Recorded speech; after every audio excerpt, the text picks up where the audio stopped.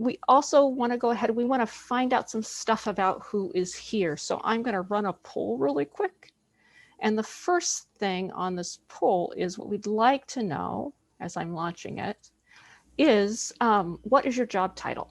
And we have options. You can be a teacher of the visually impaired. You could be an early intervention teacher. You could be. Orientation mobility specialist, which I'm thinking many of you are. Vision rehabilitation specialist, therapist, or teacher. An assistive technology specialist. Sometimes we have college faculty or state administration. You could be a student in a program or a parent. We also have paraprofessional and other.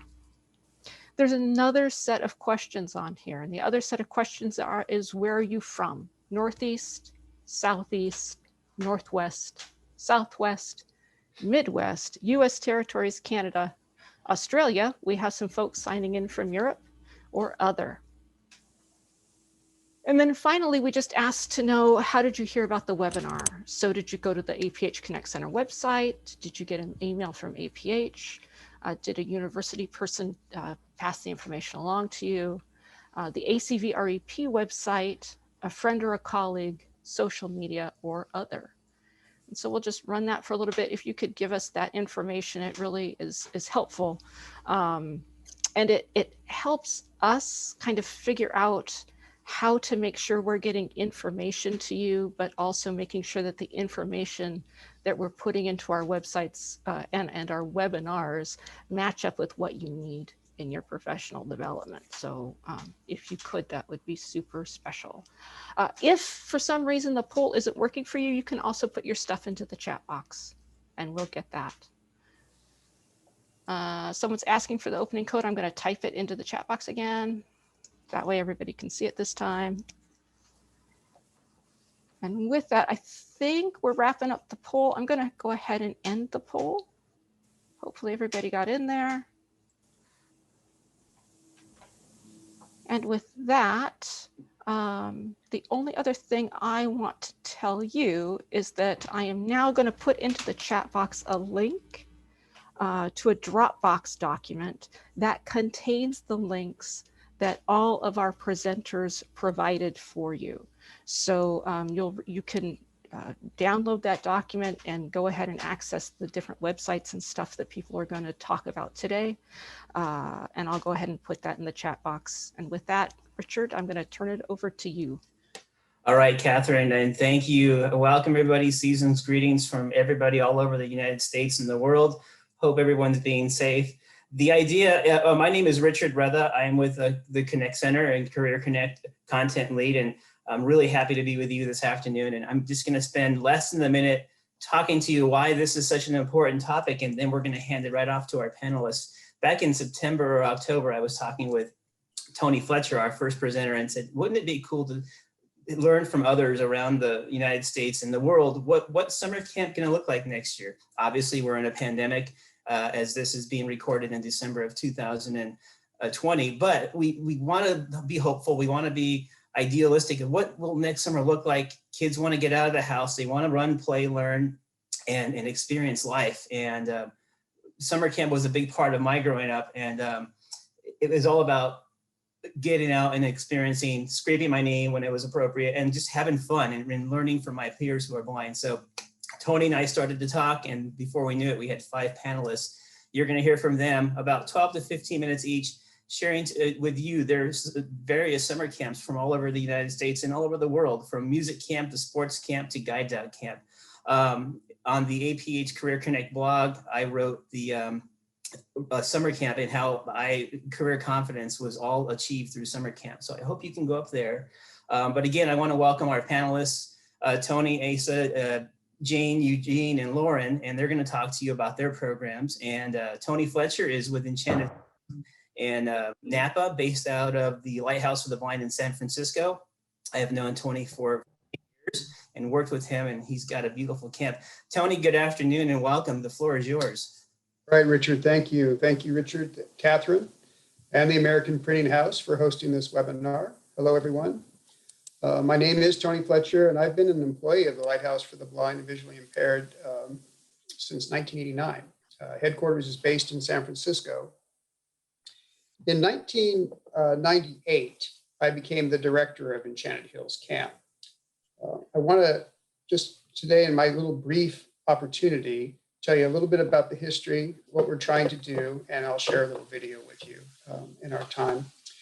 So when I was hired back in 1989, I was hired by the founder of Enchanted Hills Camp, Dr. Rose Resnick. Rose lost her sight. By the time she was 4, she had completely lost her sight to glaucoma. She grew up in Lower East Side of Manhattan in New York City, pretty much mainstream. Parents wouldn't allow her to go to any schools for the blind. They wanted little Rosie, as they called her, just to stay in the neighborhood. She had 6 older siblings, all sisters. So she developed a lot of her interpersonal skills with the sighted community. The Lighthouse for the Blind back in New York found out about Rose and wanted to intervene and provide some Braille instruction, music, and some independent living skills. So Rose became active with the Lighthouse back there in New York. One of the life-changing experiences Rose had was when one of the social workers gathered a group of girls and took them on a camping trip. It set a course in Rose's life that lasted her entire life. She lived to be 99. She passed away in 2006, of a real connection to nature, to physical fitness, to music and such.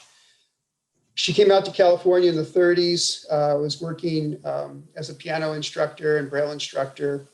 And after the war, one of her partners in blindness services said, Rose, what should we do? What can we do to help kids? And she said, I've always wanted to start a camp. What? So in 1947, she began organizing kids to go on camping trips. And by 1950, she had raised some seed money, found our property up in Napa, California, which had been a former boys' camp, and purchased the property with really a spit and a handshake deal, and started Enchanted Hills Camp for the Blind in 1950. So this is our 70th year of operation. In the earliest days, Rose implemented programming that I guarantee you is still very much what we try to do today.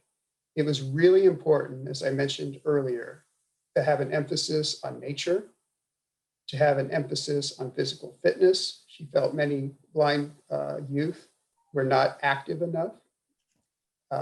She believed in the joys of music, and she also believed in developing independent living skills. All those aspects still continue to this day.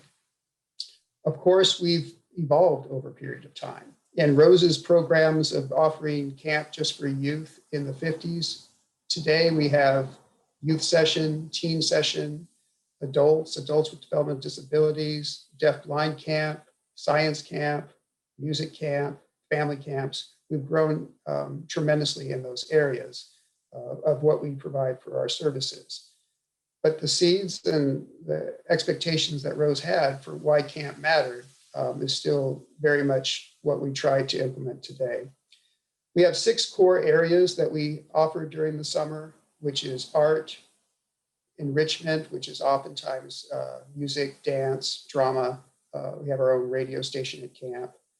Our aquatics program, which is boating, fishing, and of course the swimming pool, which is the most popular program at camp. And that's where you'd find Richard if he was up there with me during the summer. Horseback riding, extremely popular, our nature programs and our recreation programs. Our youth are given the opportunity to try all of those programs during the day, but they also get their free choices of activities that they really matter most to them. So we have the standard type of traditional American camp experience with archery and games, activities, recreation, soccer, basketball, long hikes and stuff. So we do kind of model ourselves that way. And our evening programs are, campfires and dances and talent shows and such. Where we've come from the 50s to where we are today, when Rose ran camp in the 50s, Rose was the only blind person that really was active in teaching. There was one blind counselor that was hired on in the later 50s. And that model stayed in place for quite a long time. It wasn't until really the 70s when Enchanted Hills Camp started introducing more blind staff members as mentors, as role models, as the teachers. Today, here we are in 2020, in the summer of 2019, I would say 75% of my staff are blind or low vision themselves, many of which have been campers, many of which have gone through our counselor and training programs, but also folks who've traveled from all over the place to provide services to our camp. So the model has changed a lot. So we're predominantly a blind, low vision led staff. The kitchen is the same way. In 2019, out of our 7 employees on regular in the kitchen, 6 were blind or low vision themselves. So we prepare our own food on the site. We have 311 acres, and we make sure that our camp is inclusive. So blindness is the primary disability. Folks come up there, but folks with other disabilities are welcome. Depending on their needs. If they need one-to-one, then we do ask for support from parents or guardians for one-to-one services. But we are inclusive of all abilities. I do want to mention a couple of key aspects too, is that Rose made it true in her time in the 50s, and we make it true today. We don't think money should be a barrier. We ask for $75 for a child to come to camp, and camp sessions last from 1 week to 2 weeks, $75. It's more of just putting a little skin in the game. I still receive between 10 and 20% of participants who ask for a fee waiver there, and we always grant it.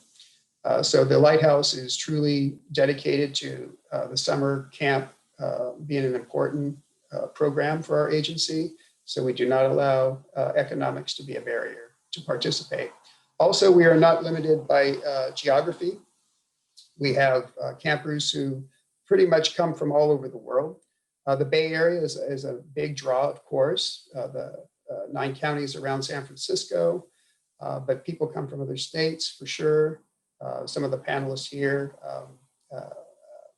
Asa in particular, has come from Hawaii. We've had participation from organized groups from all over. In 2019, not only did we receive campers from Hawaii, but we had a camper from Dominican Republic. We had 4 campers who came from Poland. We had 5 who came from China.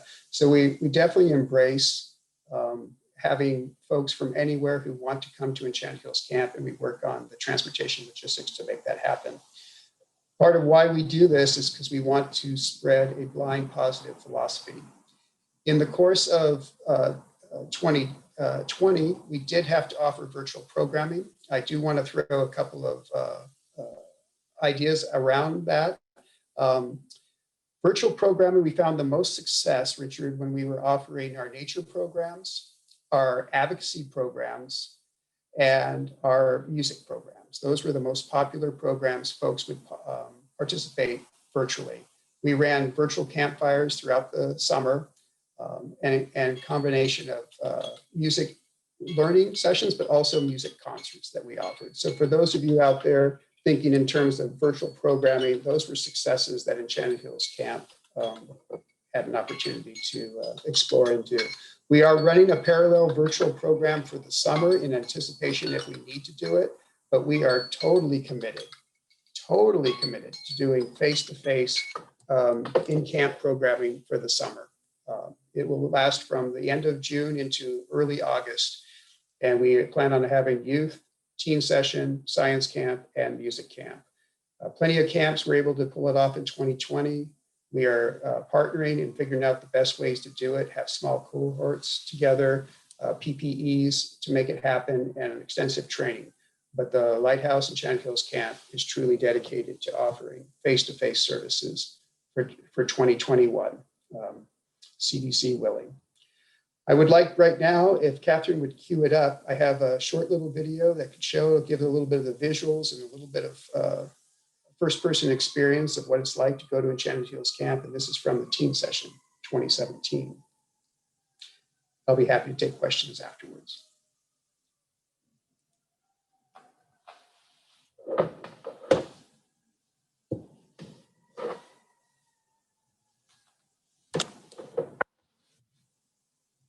And while we're waiting for that the video to come up, this is all taking place in Napa, California.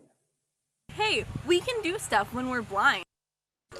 I'm Elizabeth Marie Kinnear, but I go by Ellie up here, and I'm 15, and I've been going to camp for 3 years, and this is my first year in teen session. The sun rises over Enchanted Hills Camp. Ellie wears yellow and sits in front of the lake. I'm a bright and bubbly person.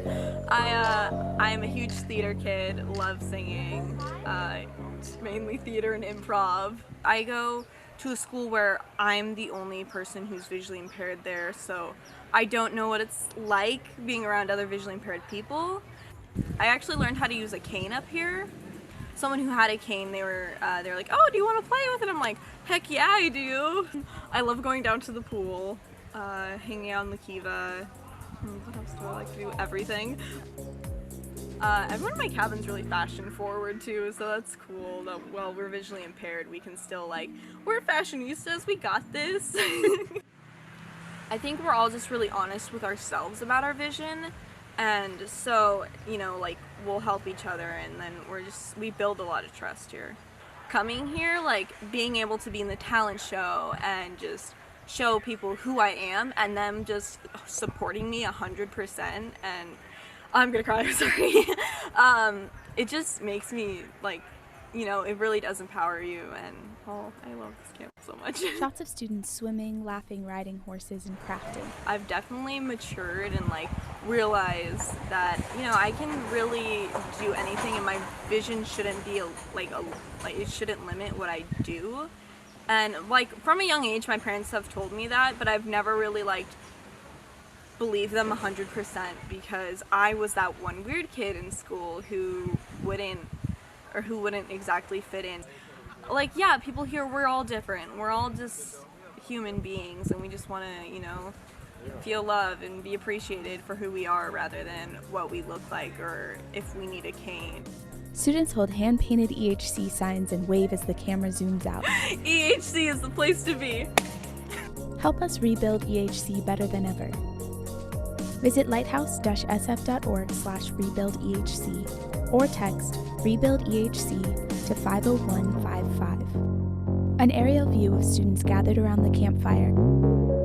Enchanted Hills Camp logo.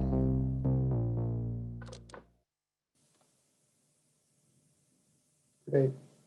Thank you, Catherine, for showing that. So that video was taken just after the fire. Some of you on this webinar might be familiar that we experienced damage to the NorCal fires in 2017, and we've been putting our camp back together ever since. Most of the camp did survive as far as the critical components: dining hall, art room, music room. All the lower cabins were destroyed in the fire, and we are doing a complete remodel down below. It's a $30+ million campaign. But we're really excited. This is a once-in-a-lifetime opportunity for us to make camp the best possible camp we can. So I know my time's up. These 12 minutes go really quickly. If anyone has any questions, or Richard or Catherine, if you have any comments, I'm happy to answer anything. And there's some questions for you in the chat too, Tony. Awesome. Do you want me to read those out? Yeah, Catherine. Sure. So we have, how many, this is Bobby Sabo. How many campers do you serve through the summer and per session? Well, if we focus on the youth, usually our younger campers, there's about 40 of them. And when we get to teens, we're getting close to about 70. Adults and family camps and stuff over the course of the summer takes our total population somewhere between 400 and 500 campers. But on the youth, it's usually between 40 and 70 campers at a time. And then Alicia wants to know $70 per week for a week or two, or summer camp. Yeah. So $75, like I said, economics, we don't want that to be the barrier. So if it's a youth session at $75, they come for 7 days, 6 nights. The teens come from 10 days, 9 nights. For the summer this year, we're going to, 2021, we'll extend it to 2 weeks. $75 is it. We do ask for some help with transportation on the bus if they take it from the city or Berkeley, and that's $40 round trip, but anything could be scholarshiped. Richard knows I'm a softie on the scholarships. Absolutely. So do you, Jane. So do you, Ava. Walter had a comment. He's happy that you're committed to having the camp, but we're in a pandemic, and so maybe talking about how we're all kind of up in the air on what's going to be happening. Yeah. Well, we definitely know that the new administration has put a heavy emphasis on vaccinations, and that getting kids back to school is one of the top 3 priorities for the new administration coming through. I've been working, and I know as Eugene has, there was many camps that offered summer programming in 2020, and it's really about protocol and how you do it in cohorts. One of my colleagues actually made the mention, because they all wore masks and stuff during summer camp. It's the first time, and anybody who's gone to camp will appreciate this, it's the first time in his history of directing the camp of 19 years that they didn't have the summer flu travel through, where staff members get sick and then the next person gets sick. It was the first time they didn't get the crud all summer long. So I'm feeling very ambitious that if we follow protocols properly, not only are we dealing with COVID-19, but it's just going to be a better way of having a healthier camp altogether. We are in partnership with nurses. We have a nursing staff up there at camp with us all summer long. We will not take this lightly. I mean, we're really serious about doing it, but we also know that the isolation and the mental health and our need to get kids back connected, we don't want this to be a lost generation by any means. That people give us money to offer services, and that's what we're going to do. Tony, thank you. I know there might be some other questions. Maybe we can address them after at the end if there's time, or in the chat. But did you want to introduce Asa? Because you guys have a partnership that's brilliant. Thank you. Our next panelist, Asa Torres, is from Guide Dogs of Hawaii. We started partnering with Guide Dogs for Hawaii about 3-4 years ago. They sent over one representative, one of their students, to come to camp, and then they came back with 4 or 5. Then they started coming with some program staff, all in the ambition of building their own camp programs over in the great state of Hawaii. So it's my pleasure to introduce to all of our folks on this webinar, my friend, my partner, Asa Torres from Guide Dogs of Hawaii. Good morning, good afternoon, good day. Thank you guys for having me. Thank you, Tony. I want to say that Guide Dogs of Hawaii it started off, I'll give a brief history first. So Guide Dogs of Hawaii started off as an organization that, our goal was to give the blind residents of Hawaii access to guide dogs. So since 1955, Guide Dogs of Hawaii used to allocate guide dogs through different rabies-free schools. So we had dogs coming from other countries, as opposed to our clients being able to travel to different schools in the mainland. And it was a really challenging operation to travel so far and to have to train in that such a different environment and then come home to something completely new. It was also not acceptable for the dogs to be in quarantine for so long. As we are a rabies-free state, we had a lot of quarantine restrictions on our dogs, and it impacted the training very heavily. But since the changing of our quarantine restrictions with the proper health clearances, our dogs can come in, we shifted our focus from getting our clients to the guide dog schools, because now they were much more accessible, to servicing the community in ways that we saw had some missing links. So in socialization skills, in living skills, just general O&M things as well, and the lack of access to certain technologies in order to succeed at things like school and employment.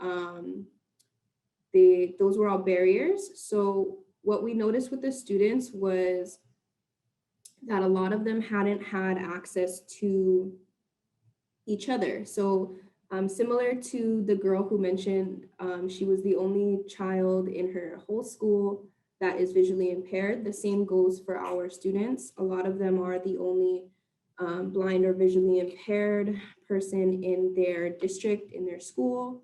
And sometimes they're not just separated by streets, we're separated by ocean.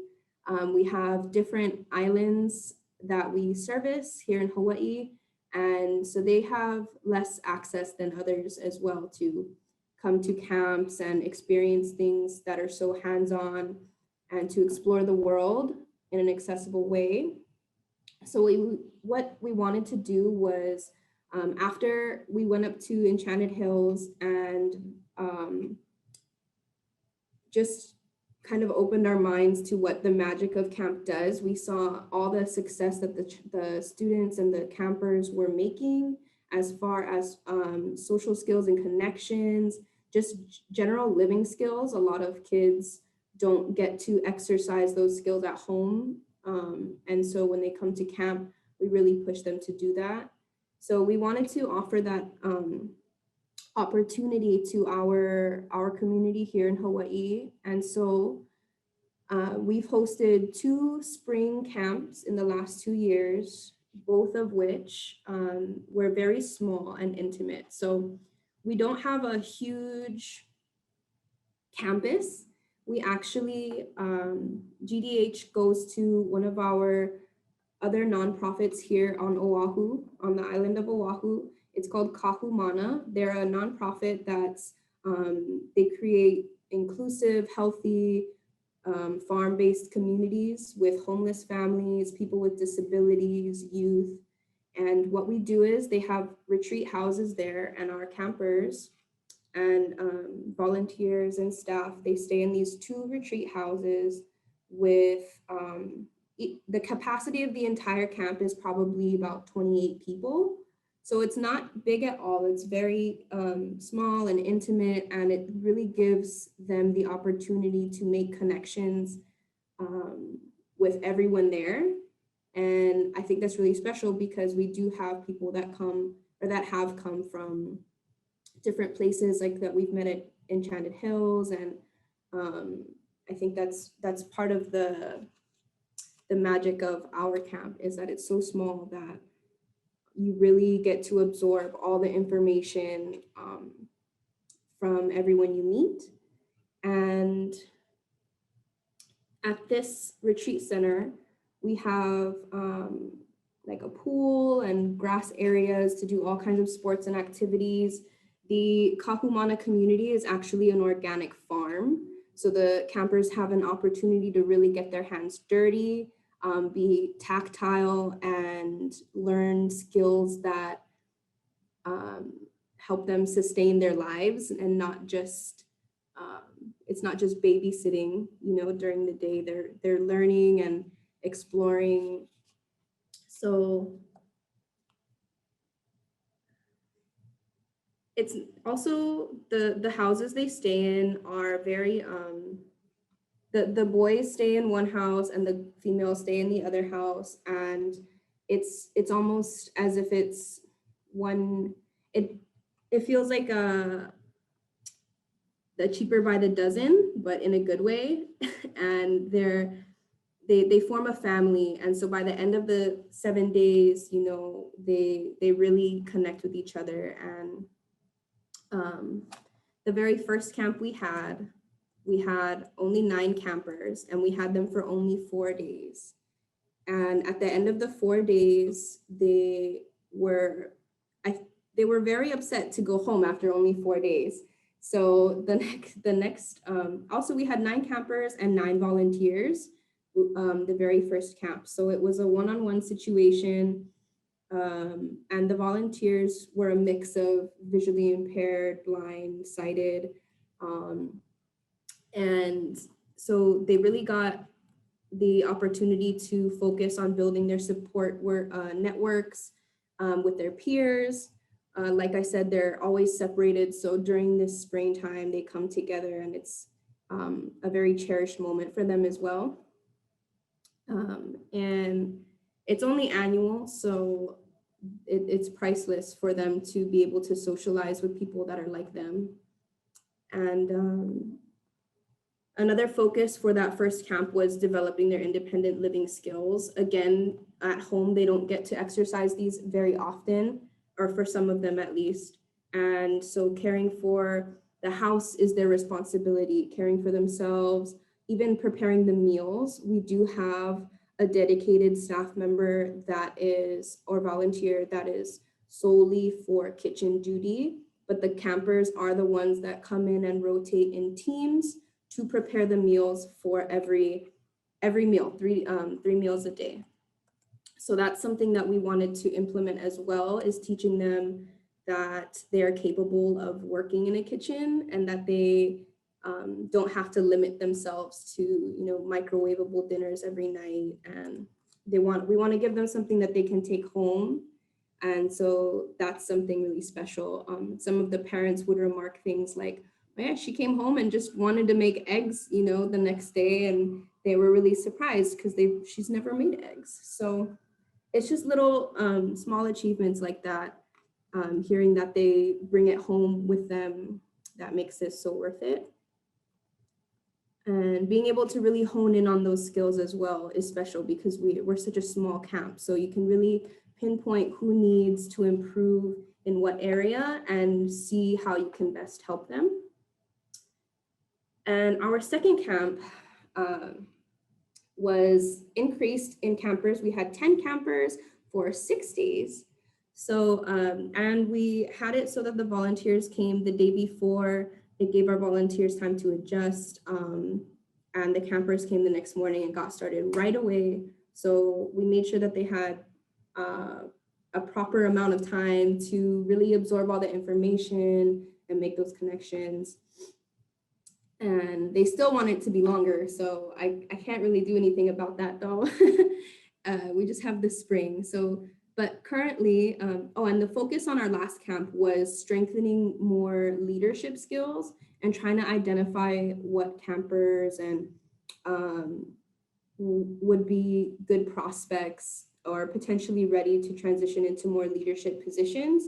Eventually, we'd like to see younger campers coming into the program, and we want our older campers to be the role models for them. So that's our goal here coming into our next camp, to solidify everything that they've learned. And hopefully, so in 2021, we're currently in the end of tier 2, moving into tier 3 here in Hawaii.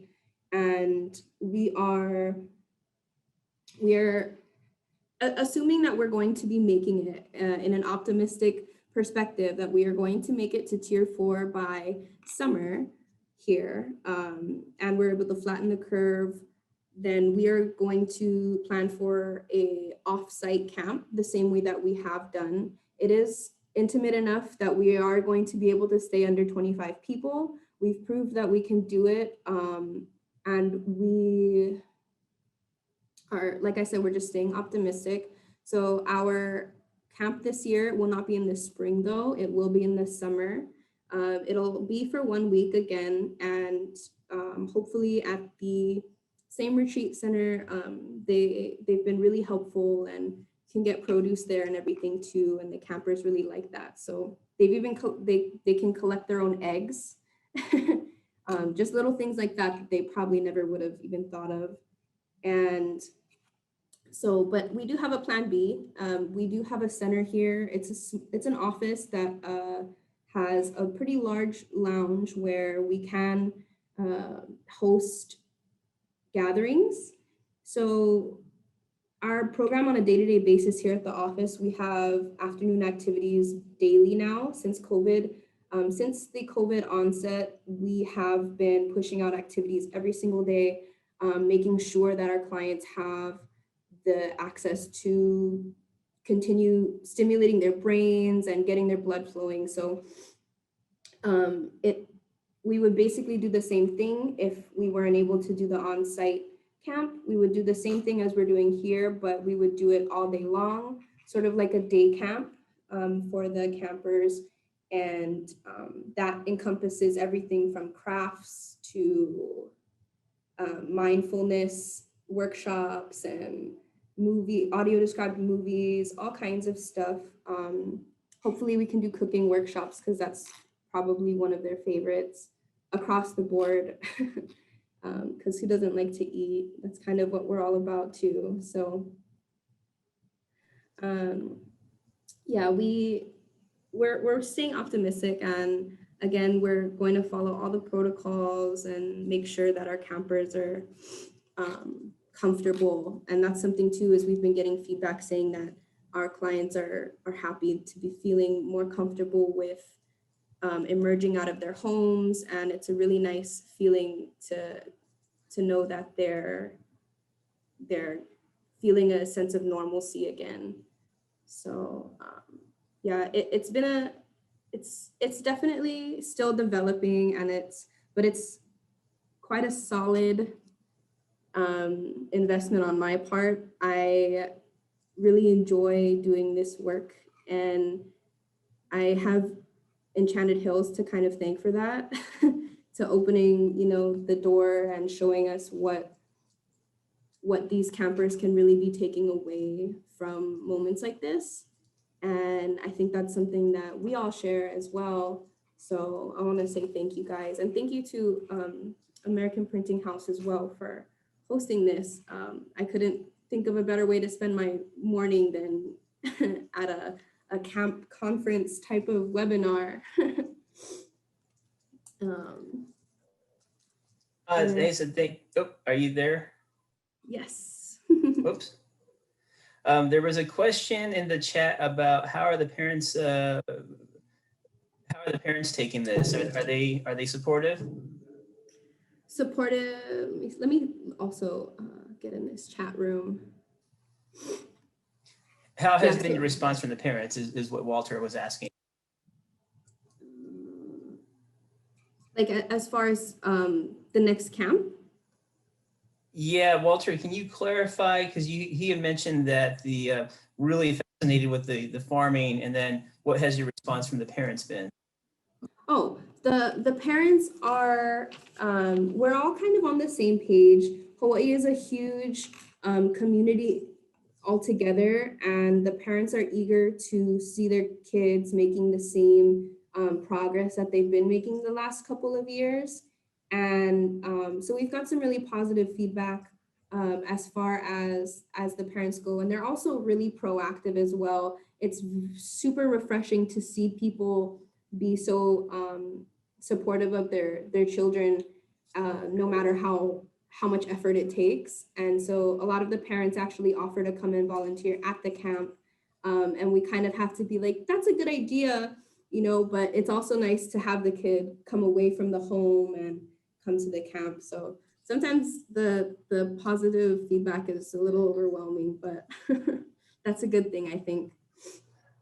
Well, thank you. And if others have questions, maybe you can put them in the chat so that we can keep on track. We've got 3 more amazing presenters, and I can't wait to go to Hawaii when it's safe. I want to visit, so save me a Well, absolutely. You're all welcome. Thank you so much. Thank you. Yeah, Jane Flower, I believe you're next with Guide Dogs for the Blind, and serving, or not serving, but you're in California, but Jane's going to talk to us about what she does with Guide Dogs for the Blind, and in particular her Camp GDB. Jane, good afternoon. Hi, Richard, thank you so much for having me. Thanks to the American Printing House. I love this collaboration. And I'm just happy to be in such great company as Tony for Enchanted Hills Camp, and Eugene and Laura and Aza. Thank you so much. So I just going to talk about our summer camp program, our very small summer camp program. Let me introduce a little bit more about myself first. I am, like Richard said, Jane Flower, and I'm the Youth Outreach Specialist at Guide Dogs for the Blind. Guide Dogs, our main headquarters is located in San Rafael, California. So we're just about 20 miles north of the Golden Gate Bridge or so. And then we also have a training facility outside of Portland, Oregon, in a little town called Boring, Oregon. And I've been at Guide Dogs since 2013, and I am a guide dog user myself, currently working my 3rd guide. Her name is Pilaf.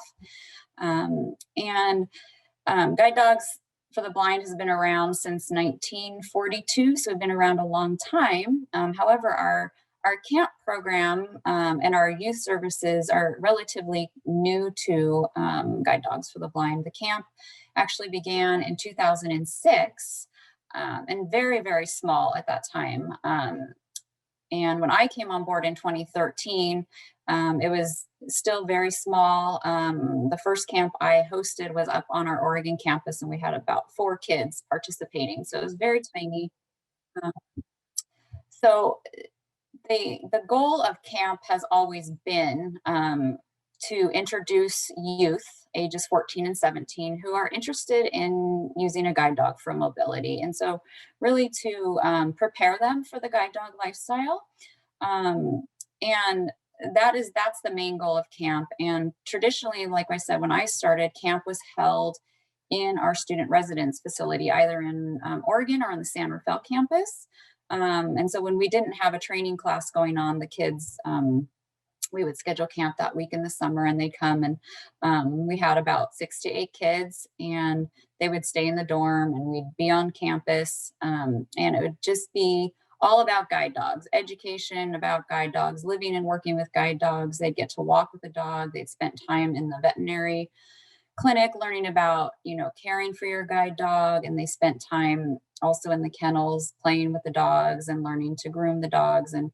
And then we had a really special overnight experience where they would each get a dog to have with them overnight, and just do all the basic care for the dog. So the feeding, the watering, relieving, taking them out to go to the bathroom, all those things that come along with having a guide dog.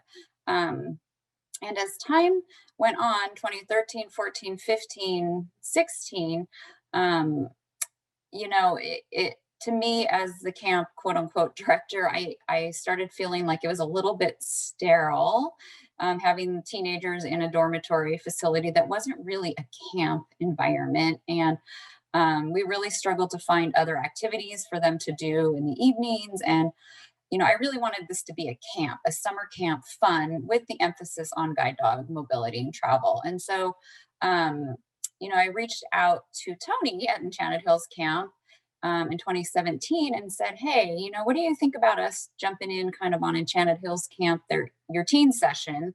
Would you have room for about, 12 to 14 kids where, during the day we could do our guide dog stuff. And then when we had some downtime, jump in on some of the fun activities. So the kids could, just have a summer camp, quote unquote, experience as well. And he was all for it. And we did that. It worked out great.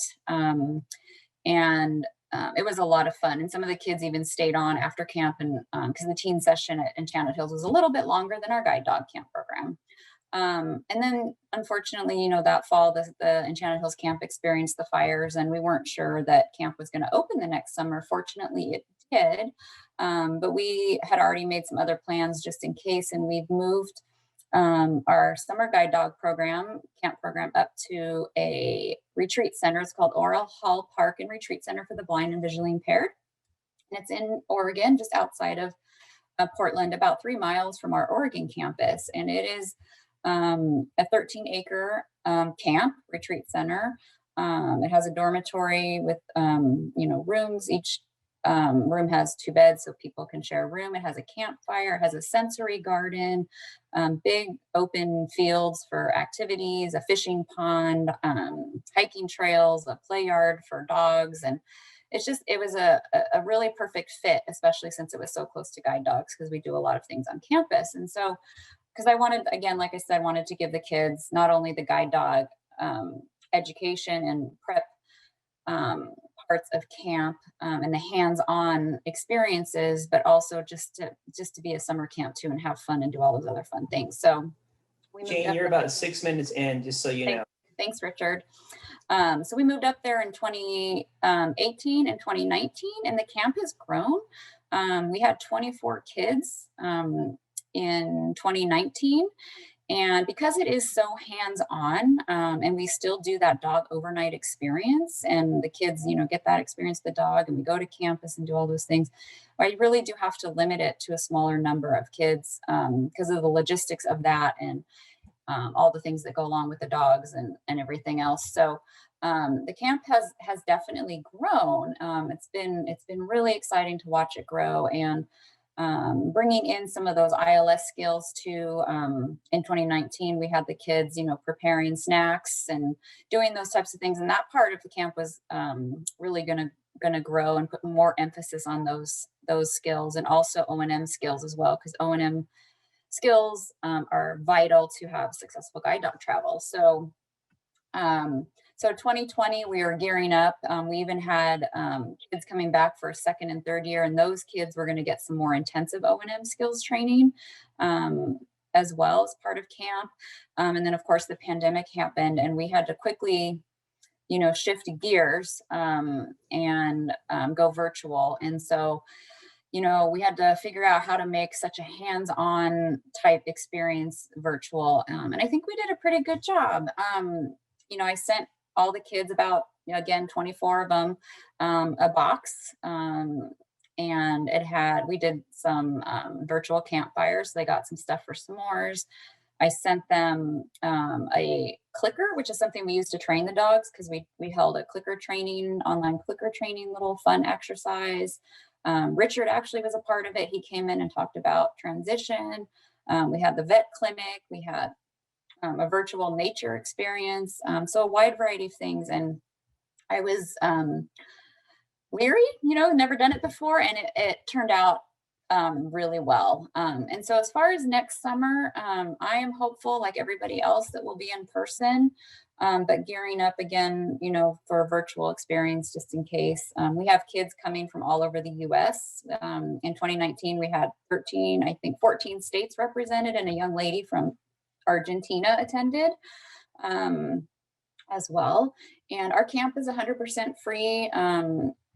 We do, transportation cost is left up to the families. However, we do have funding set aside. If somebody can't afford an airplane ticket, we will pay for that. Because like Tony said, we do not want money to be a barrier at all for kids coming to camp and to learn about the guide dog lifestyle, and to really see if that is a viable option for them as they get a little bit older, and really decide how they want to travel, as far as either using a cane or a guide dog, what is going to work best for them.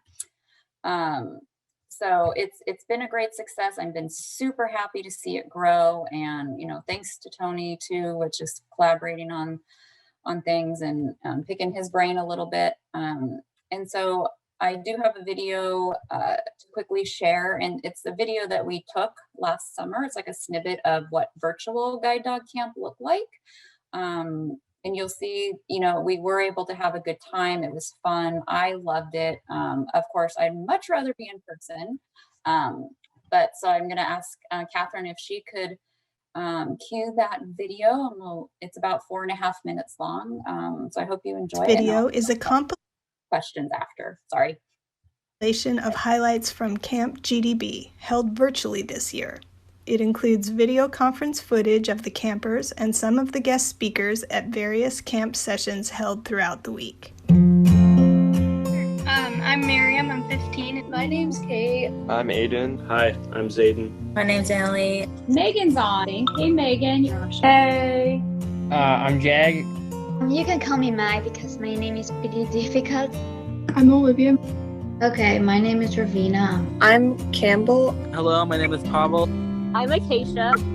Hi, my name is Amelia. I'm Margot. Hi, I'm Isaac.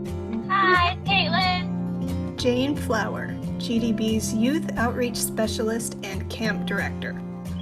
Let's open with an opening campfire song. Will, do you want to play an opening campfire song for us? Sure. My name is Will Henry. I'm one of the field service managers for Guide Dogs. Well, you done me in the bed I felt.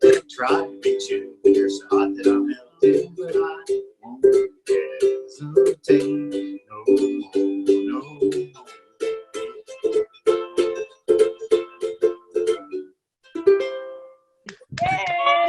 Yay! Awesome! My name is Jeff Barnett. I'm one of the veterinarians at Guide Dogs. I'm actually up in the Oregon campus. We're gonna have a little fun with the game show. So what's the fancy medical term for itch? Is it 1, pruritus, 2, scratchophilia, or 3, trichotillomania? Did you say itch or fetch? Oh, itch. There's no fancy medical term for fetching. As awesome as the term scratchophilia is, That is a made-up one. The correct answer was pruritus.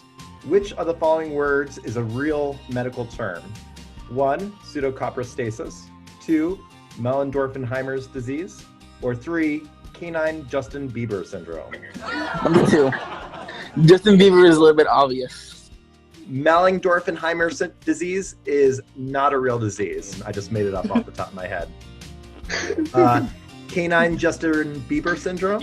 I kind of picture a dog with Justin Bieber's haircut in like a wavy way, but that is made up and is not a real thing. So the answer is pseudocoprostasis. Aren't Zoom conferences fun? Bingo with Megan Dameron, GDB Admissions Program Coordinator. B10, I19, N35. If this whole guide dog thing doesn't work out for me, I think my next career is going to be a bingo caller. O73. Bingo. Oh, Annalie, you got it. Would you rather get like a t-shirt from the gift shop or have us mail you a live puppy? Your choice.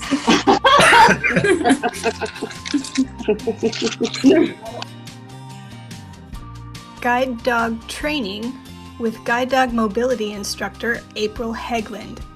I'm going to show you how we teach our dogs to find a chair. Nice job. You got it. Let's find a chair.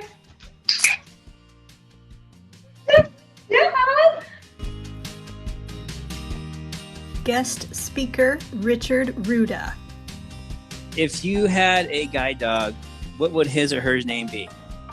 I don't know. I don't know like a specific name, but I would want it to be something totally weird.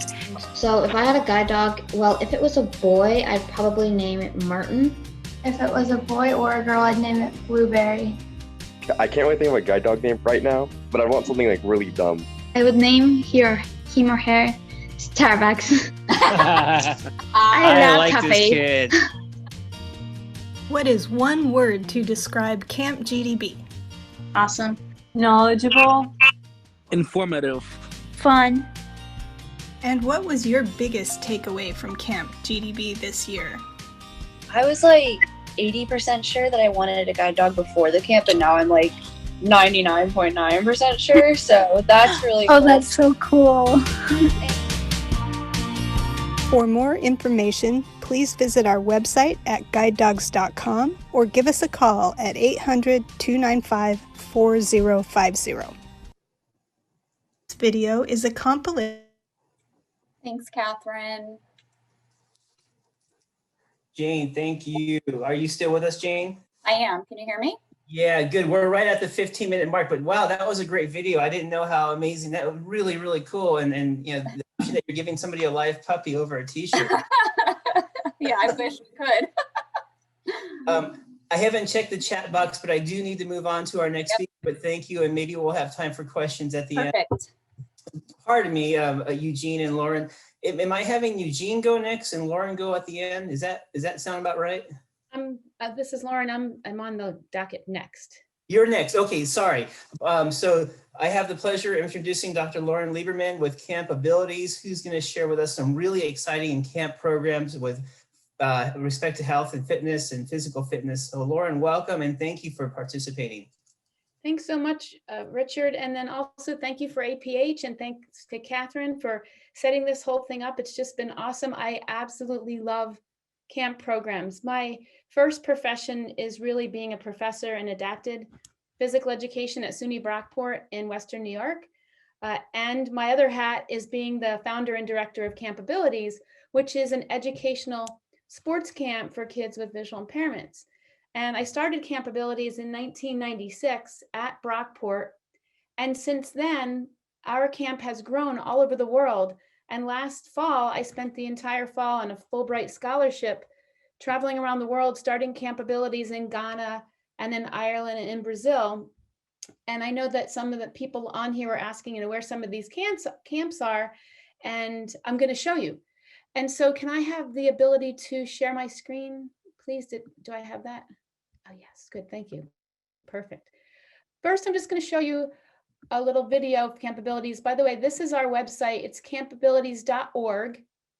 And I clicked on media and there's a bunch of videos here. And this one is called, What Is It About Campabilities? One word to describe camp. Awesome, exciting, extra special, Life-changing. Supportive. Extraordinary. amazing, Independent. so inspirational, Teamwork. very special. Amazing. Can there be one? A loss of sight. We started Campabilities with 27 athletes that first year, and some of our great students from Brockport. And every year after that, we've had over 50 kids, and we've had counselors from all over the country and literally now all over the world. The staff, the counselors, the kids, we're all here, and we create this bubble of a world that we just embrace and thrive in. I think this camp is crucial for all visually impaired children, whether it's here in New York, in the United States, or even in the world, because these children can and should be participating in all aspects of physical education. A lot of times their teachers and their PE teachers just simply think that because they have a disability, because they have a visual impairment, that they're automatically dismissed from a lot of these activities. Back at home or at school, the majority of these kids don't get to actually be a part of a team or a part of something that they're doing in PE class. Not just teachers, adults in general think that blind kids have trouble, can't do anything that a sighted kid can do because they're blind. We have a visual impairment, but we can do a lot of more physical things. We can go off the diving board, Track and field. gymnastics, kayaking. So many, blind athletes have done amazing things and set worldwide records, and they come here and they do great things. And some people don't understand that that's possible, but anything's possible. But when they leave here, they have a sense of pride. Their chin is up. They know their accomplishments, and they know what it feels like to be valued, and they expect that. So hopefully when they go home, they advocate for themselves, they explain to their parents, this is what I did, this is what I can do. If someone says you can't do like a certain sport, say, yes, I can with modifications. So I wish that we could give every child opportunities for sport. My other wish is that physical education teachers would understand and know how to teach kids with visual impairments so they get the same experience as their peers. They give you an experience here at Brockport, that hands-on experience, and then you have to do an internship for a week at Campabilities. What I've learned here is ultimately really going to help me in the classroom. If I have a student now with a visual impairment, I know specific modifications for different sports that I can use. So the more programs we have to teach teachers, the more teachers are going to know how to teach kids. And that's the whole idea, is that spreading the word, spreading understanding so that more kids are included and they experience sport. Without your help and fundraising and donations, this camp wouldn't be here. And it would be a shame for these kids not to get the experience and the love and the motivation that they can do athletics and they can do physical activity. So thank you from the bottom of my heart. And I know everybody else that's here, thank you so much for your donations, your fundraising, and everything that you do for camp. Thank you for everything. You have no idea how much you helped some of these kids. You have no idea the encouragement you gave some of them. I'm glad you would make a summer camp for blind children like me, because I would do another activity like this. From the bottom of our heart, we really appreciate all you've done. Knock, knock. Who's there? Interrupting cow. No!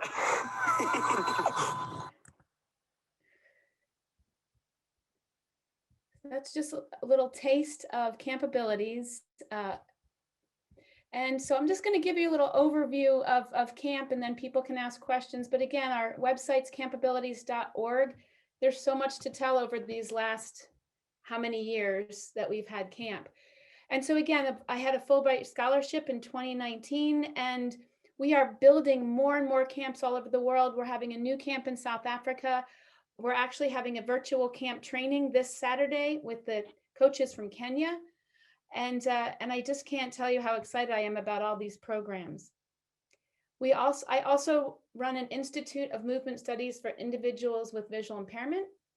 The picture on the bottom right here is our camp abilities we had in Bangladesh. And so to learn more about our institute, you can see our website, brockport.edu/IMSV. That's a whole nother presentation. Okay. So what is Camp Abilities? It's our program is 1 week. It's an educational sports camp. We include kids with visual impairments, blindness, or deaf blindness. Our camp, again, is set up one-to-one with mostly college students. And we teach kids how to reach their full potential in sports. But everybody knows that. And I think Jane mentioned this, you can't learn sports without learning life skills. So we teach every component of the expanded core curriculum through our camp. So our mission is to empower children in sports, to educate the future teachers, as we said in the video. We do a lot of research at our camp because we want to know why. We want to know, and that's what we try to find out at camp. And if you want to know more about our research, I'd love to share that with you as well. It's a respite for the parents, and then it's also a community awareness. Now, this picture is of one of our athletes in a 5K run, the Girls on the Run. She's out running in the community with her physical education teacher, who is trained at camp, who knew her potential, who got her in Girls on the Run, and then she ran in the race with the help of her vision teacher. And that's what we do. So again, the history of our camp: in 1996, we had 27 campers, and we started off with just beep baseball, goalball, gymnastics, swimming, track and field, and archery. So in 2020, we had over 20 camps in the US and 10 in other countries. And despite COVID, we are growing, because actually a virtual camp is a little bit easier to set up than a face-to-face camp. And so right now in New York, there's a map of New York right here. We have 5 locations in New York State of Camp Abilities. So whoever asked in the chat, do we have any camps on the East Coast? We have camps on the East Coast. And here's a picture of the United States. You see that we have camps from Washington, Oregon.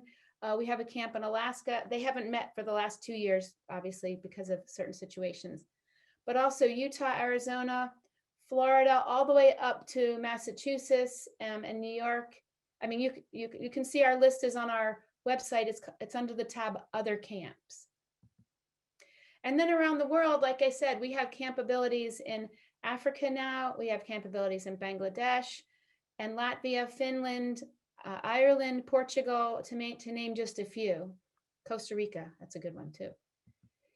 And so the sports that we offer, we do, and this is my thought, is I want to do after school sports, teach the kids what they might get to do after school. And then I want to teach the kids Paralympic sports so they can learn sports that they can do in the Paralympics. And then recreational sports that they can do with their friends on the weekends and in the summer.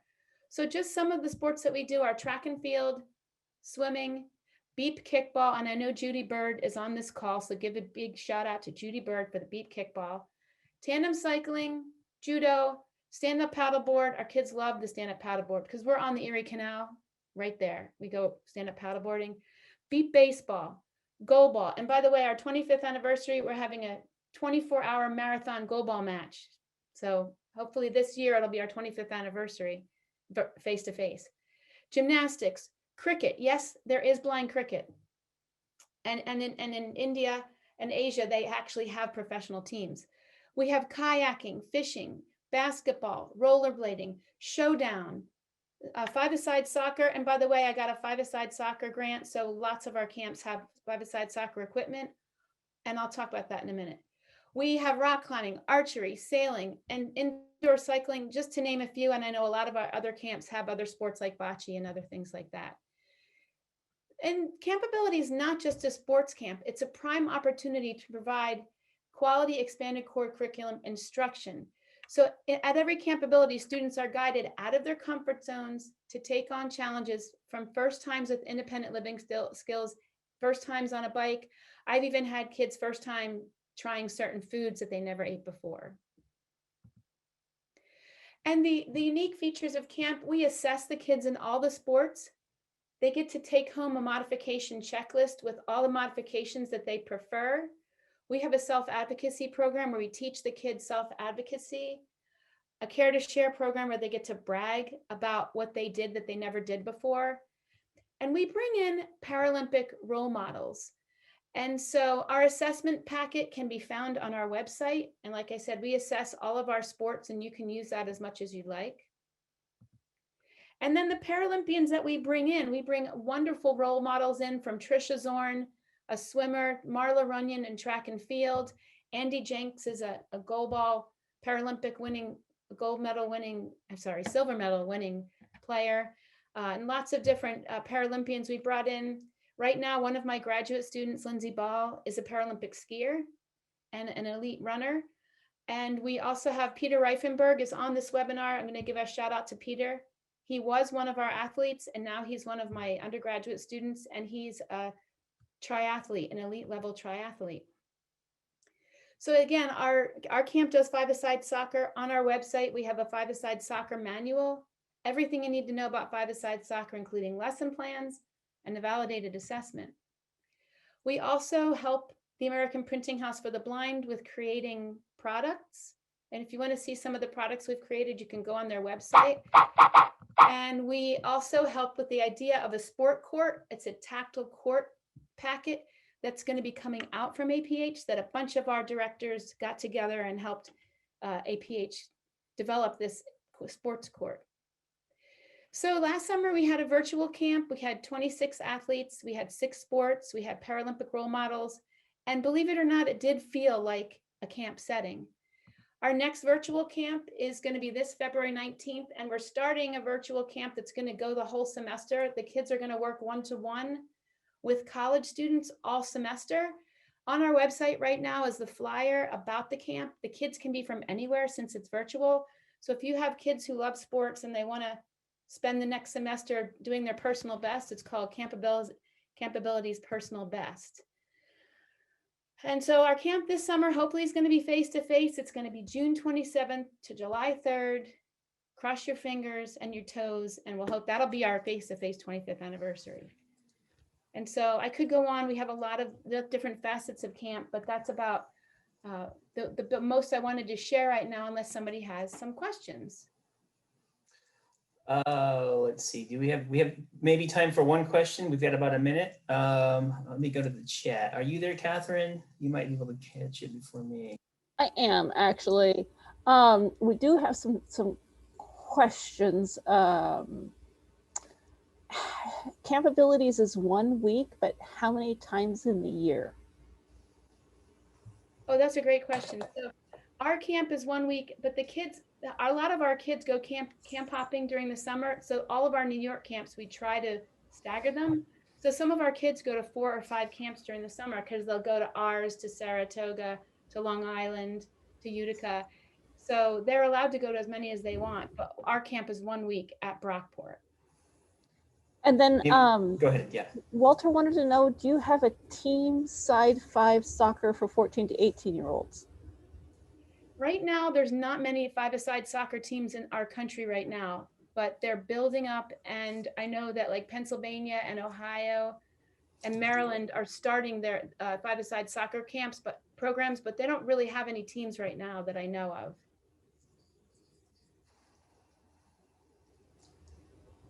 All right, Lauren, thank you so much. Wow, pretty cool stuff. A lot of stuff I didn't know about, so always happy to expand my knowledge base. Thank you, and if you're around, able to look in the chat, maybe answer some more questions, that'd be great. Eugene, are you with us? Yes, I am. Eugene Chong with Canton Joe, our friends from the north up in Canada. Welcome, and thank you for being with us today. Thank you. Hello everyone from snowy, wintry Canada. Actually, it's quite heartwarming to be able to talk to you today about summer camps, especially when it's so cold outside. So I am Eugene Chong, the general manager of CNIB Lake Joe.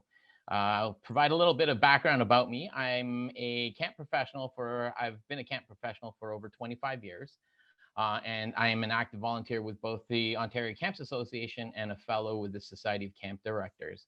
In all my years of working in this industry, I have to tell you that this year has been a completely different one from any of the past years, but it's presented us with a tremendous opportunity to revision our program delivery model. So the little history about Lake Joe, since 1961, Lake Joe has been offering and providing a unique blend of recreation and skills development in a safe and inclusive environment. We are a national program, and we are dedicated to providing these enriching experiences for partially sighted, blind, and deafblind Canadians. And we are the only facility of its kind in Canada. To give you a little bit of background about our facility, I'll talk a little bit about the camp. We're located in the heart of Muskoka, Ontario. So for those of you who are familiar with Canada, we're in Ontario, and we're about 2.5 hours north of Toronto. It is a fully accessible lakefront property that stretches over 12.5 acres on the northwest corner of Lake Joseph, and that's where we got our name. It is one of the 3 main lakes in the area, and the topography of the area resembles a little bit of the Upper Peninsula in Michigan, for those of you who are familiar with sort of the landscape in the States.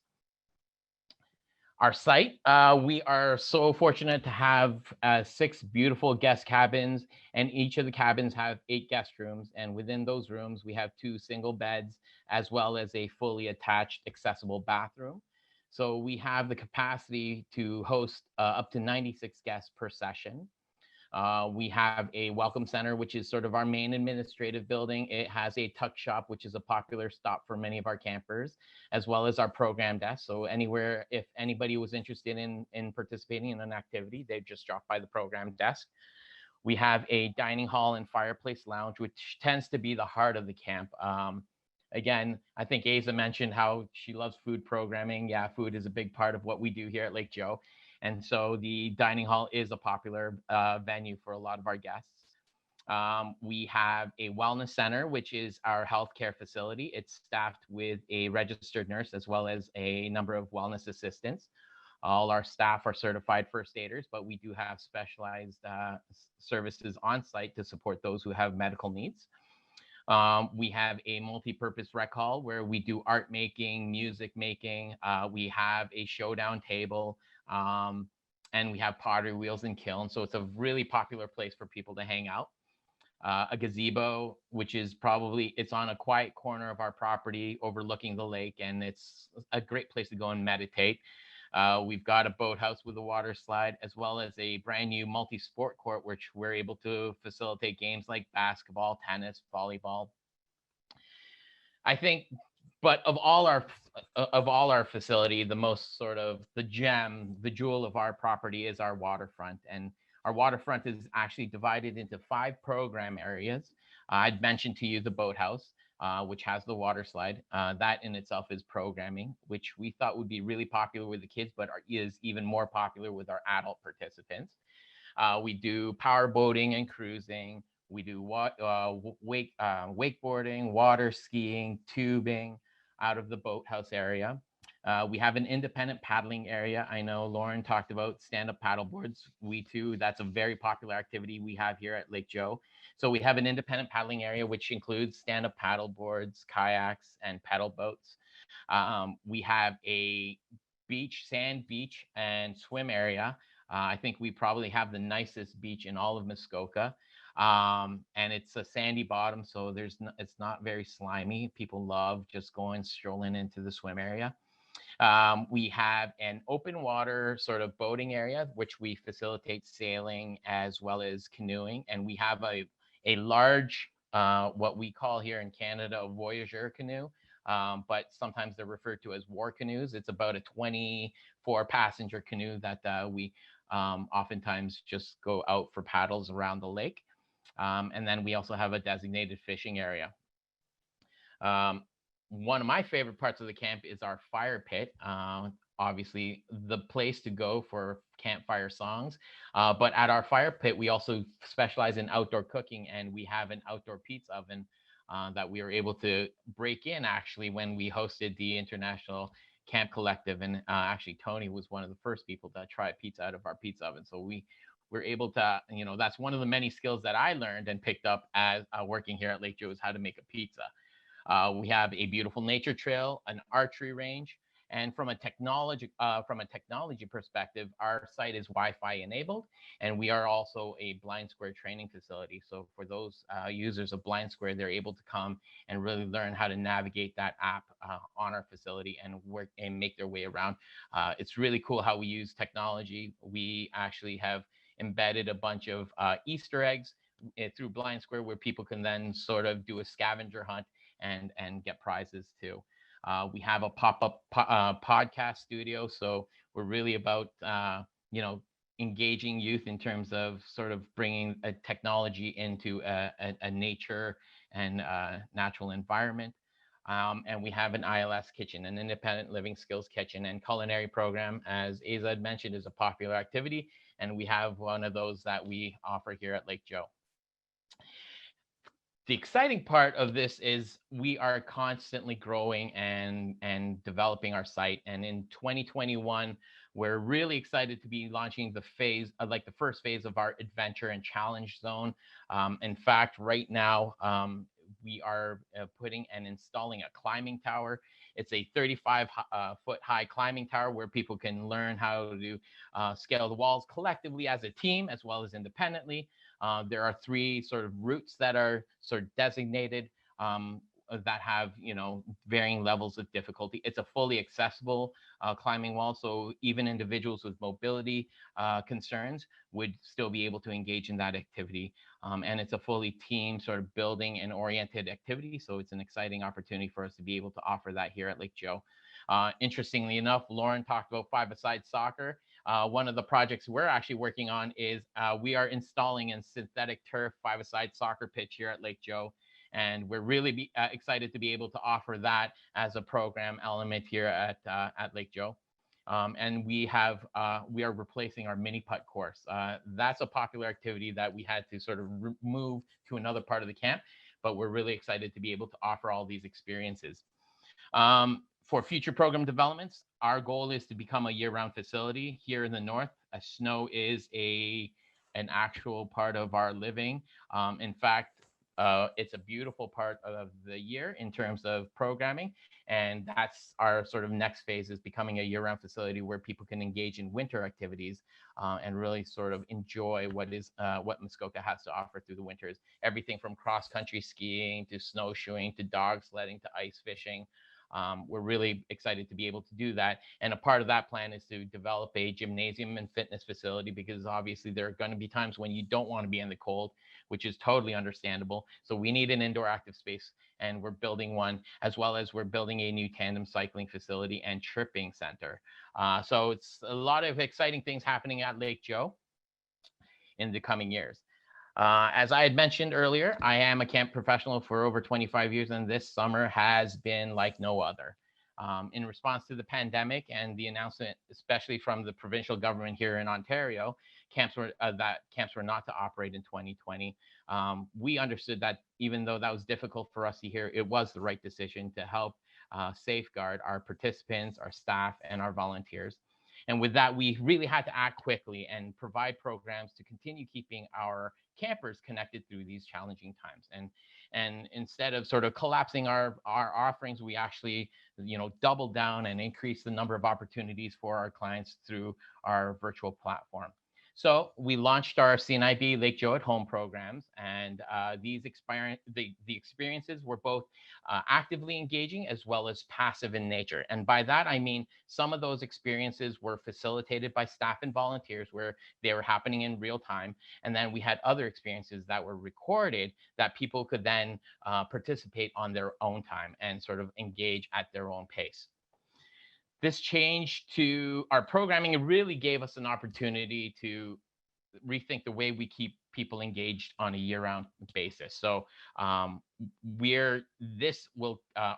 virtual programming is a permanent addition to our programs, and we're really excited to be able to then keep people connected throughout the year, even though we might not be able to do that currently in our in-person programs. So this will be a forever addition into our programs. The interesting aspect and learning from this was that we found that there was a greater number of people who were able to access our programs that previously had not had the opportunity to do so. And I think it goes to show in a lot of our previous presenters, transportation and finance tends to be a barrier that exists for many of our guests. However, from a virtual perspective, we're able to bring more people into our programs. And then, oftentimes I get the question, what about if you don't have a computer? Well, that's okay, because we also had a number of people engage in our programs through the traditional means of a phone, either a cell phone or even landlines.